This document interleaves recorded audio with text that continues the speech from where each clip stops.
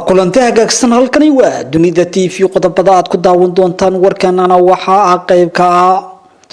madaxweynaha Jubbaland Axmed Maxamed Islaan Axmed Madoobe oo xaaladiisa caafimaad laga dayrinayo isbitaal ku yaala dalka Imaaraadka Carabtana la dhigay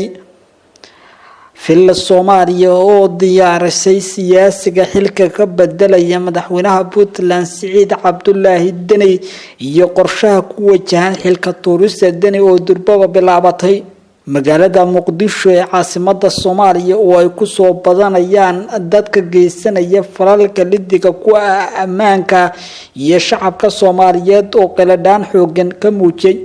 iyo madaxweyne Xasan Sheekh Maxamuud oo ergey gaar u magacaabay siyaasi caana qodobadaas iyo qodobo kale oo daasoonaya ku daawan doontaan warka dunida TV oo diyaar garo hadii ay tahay markii ugu horeysay soo boqotaa mugana subscribe saarata YouTube-kan kana mid noqoto saaxiibada ku xiran mahadsanid hogaamiyaha maamulka Jubbaland Axmed Maxamed Islaan Axmed Madoobe ayaa lagu soo waramayaa inuu wajahayo xaalad caafimaad daro oo aad u liidata kadib markii la dhigay isbitaal ku yaala dalalka Imaaraadka Carabta iyo sidoo kale Kenya Axmed Maxamed Islaan Axmed Madoobe ayaa la sheegay in markii horeysay ay dhibaato ka soo gaartay qaybta dambe ee jirkiisa gaar ahaan halka loo yaqaan dhabarka kadib markii uu kufay asagoo ku jira suuliga gurigiisa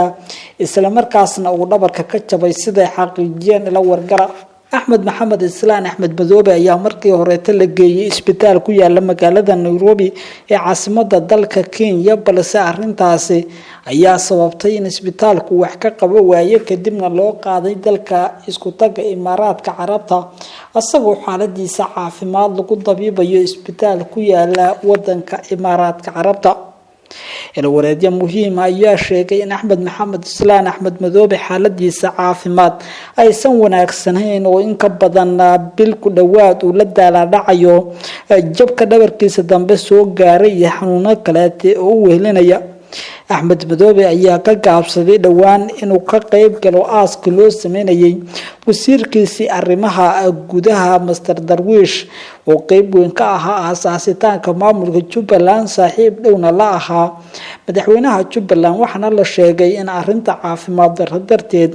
uu uga baaqsaday Axmed Maxamed Islaan Axmed Madoobe mas'uuliyiinta maamulka Jubbaland ayaa diiday inay faahfaahin ka bixiyaan xaaladda caafimaad ee Axmed Madoobe balse sidoo kale wareedyo muhiim ah ayaa sheegay in Axmed Madoobe uu maamulka si ku meel gaar ku xigeenadiisa ugu sii amray in ay sii qabtaan shaqada isla markaasna asagu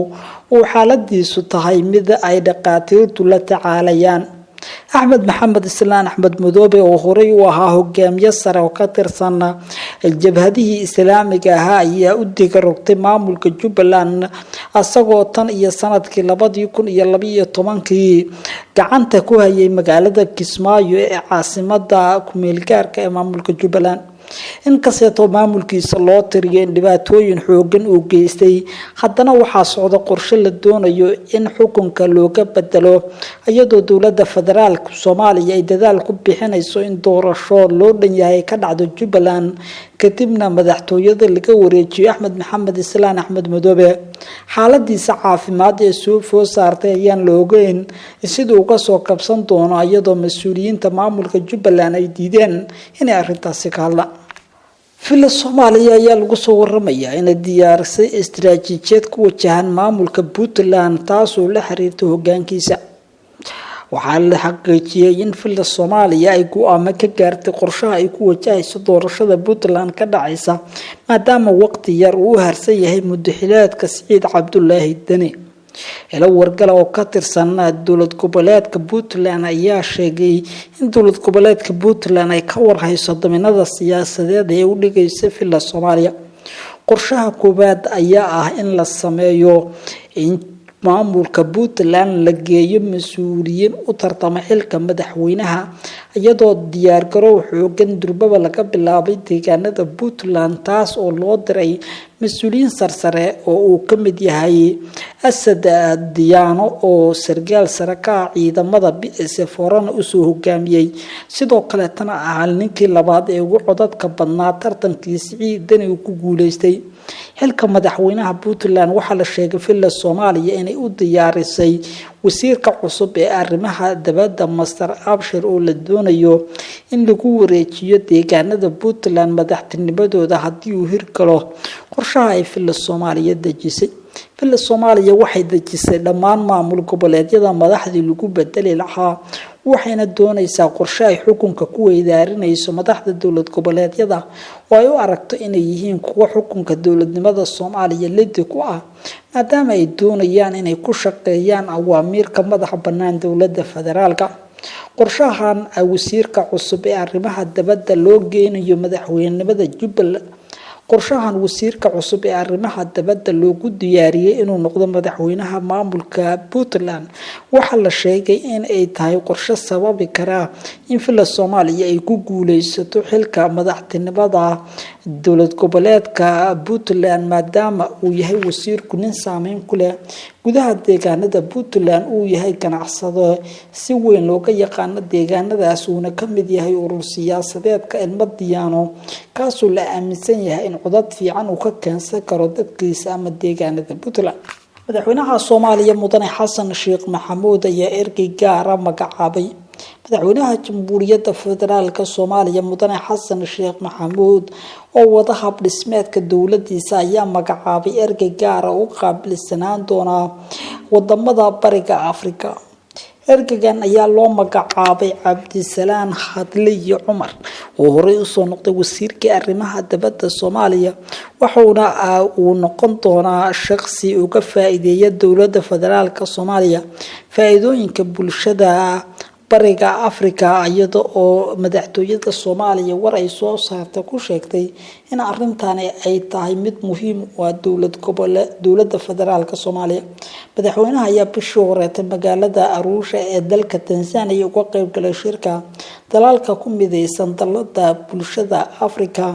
waxaana sharaxaad ka bixiyay sababta ay dowladda Soomaaliya ku doonayso inay uga mid noqoto ururkaasi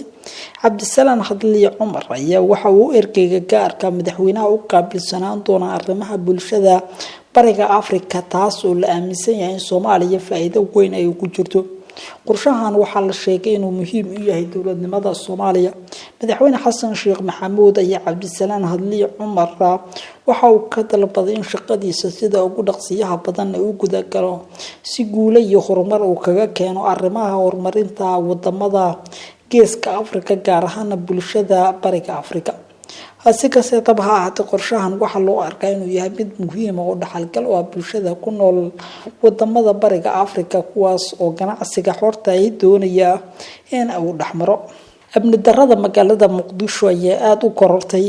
magaalada Muqdisho ee caasimadda Soomaaliya dadku waxay la daalaa-dhacayaan amni darro baasan tuugo iyo dhibaatooyin la xiriira dhinaca kooxo abaabulan kooxahan ayaa waxa ay dadka dhibaato ugu geysanayaan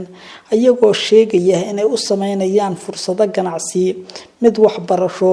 isla markaasna ka qaadanaya lacag badan maadaama aysan jirin dowlad la socota dhaqdhaqaaqooda sidoo kale qaarkood waxay dhacayaan ardada isla markaasna ay u sheegayaan inay waxbarasho fariya sii doonaan iyagoo imtixaan been ka qaadaya kadibna lacag ka shumanaya dhinaca kaleetana dilalka iyo dhaca loo geysanayo dadka rayidka ayaa aad u kordhay xaafado ka tirsan Muqdisho ayaa dad rayid lagu dilay halka kuwa kaleetana dadku ay qaatir ka taagan yihiin inay ka barakacaan warka ka daawanaysa Dunida TV waa geynta sidaas